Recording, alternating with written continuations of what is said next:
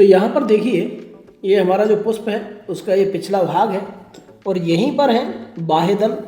ये देखिए, ये जो है ये हरे हरे जो आप देख रहे हैं ये बाह्यदल है। तो दोस्तों, आज का ये जो वीडियो है इसमें हम देखेंगे पुष्प की संरचना। देखिए, जब भी हम पौधों में लैंगिक चरण की बात करते हैं तो उसमें हमें पुष्प की जो संरचना है उसकी समझ होना बहुत जरूरी है।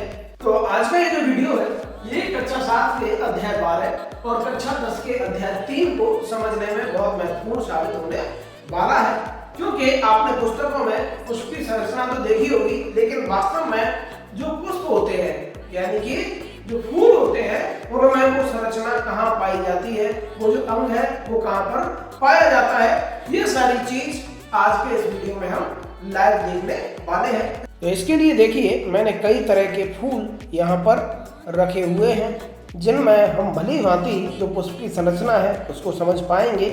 और यही नहीं, पुष्पों में जो निषेचन होता है उसके बाद किस तरह से पुष्प में से जो फल हैं वो बनते हैं, वो पूरी क्रियाविधि भी आज के इस वीडियो में हम समझने वाले हैं।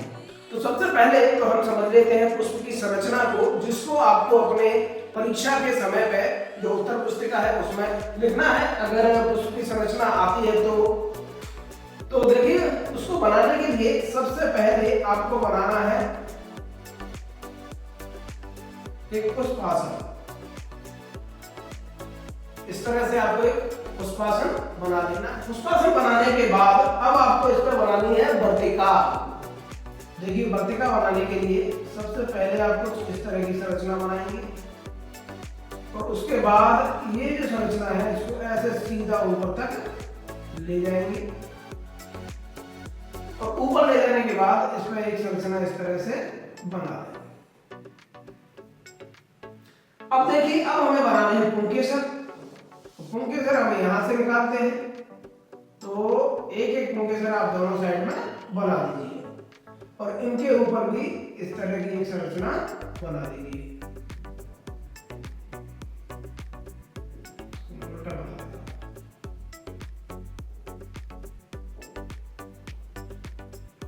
ये देखिए, अब आपको क्या करना है, अब आपको बनाने हैं दल। मतलब पंखुड़ियां। तो आप दोनों साइड में दो पंखुड़ी ऐसे बना दीजिए और इसके बाद आपको बनाने हैं बाह्यदल, जो कि छोटे होते हैं और देखने में हरे रंग के होते हैं, वो आप यहाँ पर बना दीजिए। अगर आपने इस तरह से चित्र बना दिया पुष्प का तो आपको जो नंबर है वो पूरे मिलने वाले हैं। अब देखते हैं कि ये जो पुष्प है इसका हमें नामांकन किस तरह से करना है। बाह्यदल होते हैं वो होते हैं हरे रंग। तो एक साइड में आप कहीं पे एक ऐसी लंबी लाइन खींचोगे और यहाँ लिखेंगे बाह्यदल। जो पंखुड़ियां होती हैं वो रंगीन होती हैं, है ना, और वो बाह्यदल के ठीक ऊपर होती हैं। इन्हीं से जो हमारा फूल है वो इतना सुंदर, इतना खूबसूरत दिखाई देता है। देखिए, इनको मैं ऐसे हल्का सा ऐसे रंगीन बना देता हूँ ताकि आप इनको आसानी से पहचान पाए। मेरे पास अगर लाल रंग का मार्कर होता तो मैं इनको लाल बनाता। तो ये हो गए दल। यहाँ पे आप ऐसे करके दल लिख दीजिए, ठीक है। अब बात करते हैं स्त्री केसर की। तो देखिए, जो स्त्री केसर है वो बिल्कुल यहाँ से शुरू होगा, इस जगह से और यहाँ तक। ये जो पूरा हिस्सा है ये है स्त्री केसर का। तो सबसे पहले नीचे ये जो फूला हुआ भाग आप देख रहे हैं ये है अंडाशय। यहाँ पे आप अंडाशय लिख देंगे। ये देखिए, हमने यहाँ अंडाशय लिख दिया और ये जो पतला सा भाग है ये है वर्तिकाग्र। वर्तिकाग्र, ठीक है। और ये जो अंतिम भाग है ये बहुत महत्वपूर्ण है, ये है वर्तिका। वर्तिका। तो ये तीनों चीजें मिलके बनाती हैं स्त्री केसर। स्त्री केसर। तीन चीजें क्लियर होगी, बाह्यदल, दल और स्त्री केसर। अब बात आती है पुंकेसर की। पुंकेसर में ज्यादा कुछ नहीं है, सिर्फ 2 नामांकन है। ये ऊपर वाला, ये नीचे वाला जो पतला सा हिस्सा आप देख रहे हैं, इसको हम कहेंगे, देखिए, पुतंतु। पुतंतु, कई बार इसको तंतु भी बोल देते हैं। और ये ऊपर वाला जो भाग है, ये जो ऊपर वाला भाग है, इसको हम कहते हैं परागकोश। परागकोश, इसी में परागकण भरे रहते हैं। तो ये दोनों जो हिस्से हैं, ये मिलकर बनाते हैं पुंकेसर। तो बस इतनी सी है पुष्प की संरचना। अब इसकी जो क्रिया विधि है, जो कार्य विधि है, किस तरह से इसमें निषेचन होता है, परागकोश में क्या होता है, वर्तिका है, उसका क्या महत्व है, ये सारी चीज अभी बाद में सीखेंगे। उससे पहले मैं आपको जो फूल है उनमें ये वास्तव में कहां पे होते हैं, किस तरह के दिखाई देते हैं, ये चीज आपको समझा देता हूं। तो यहाँ पर देखिए, ये हमारा जो पुष्प है उसका ये पिछला भाग है और यहीं पर है बाह्य दल। ये देखिए, ये जो है, ये हरे हरे जो आप देख रहे हैं, ये बाह्य दल है। यहाँ पर देखिए 2 तरह के बाह्य दल हैं। हर एक जो पुष्प होता है, हर एक पौधे के, मतलब जो अलग अलग किस्म के पौधे होते हैं, उनके हर एक पौधे के लिए जो बाह्य दल हैं, स्त्री केसर या पुंकेसर, सभी की डिजाइन, सभी की स्थिति और सभी की संख्या भिन्न भिन्न हो सकती है। तो यहाँ पे देखिए, ये गुड़ैल का फूल मैंने लिया है और इसमें ये जो हरे रंग के आप देख रहे हैं, यही है बाह्य दल।